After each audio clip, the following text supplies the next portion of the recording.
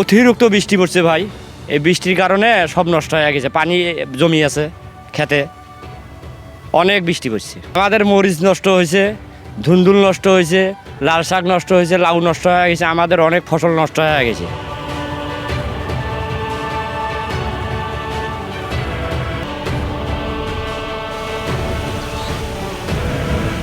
মেঘ বৃষ্টিতে যে চারা চুরা লাগাইছে, চারা পাতা হলো যাইতেছে লাল হইয়া, হলুদ হইয়া।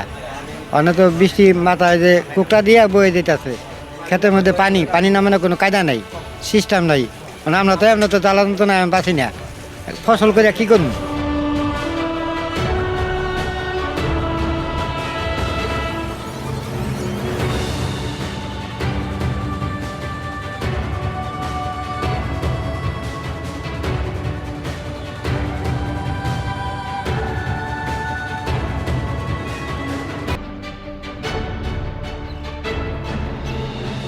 এখন বলতে আরো 15 দিন আগে থেকে আমাদের আবাদ শুরু করার একটা চিন্তা ভাবনা ছিল। এখন কারণ বৃষ্টির কারণে পানি নামার কোনো সিস্টেম নাই, পুরা রোড মাঠঘাট পুরা তলাইন না, এই আবাদটা করতে আর কি আরো 1-1.5 মাস লেট হইব আর কি, এরকম।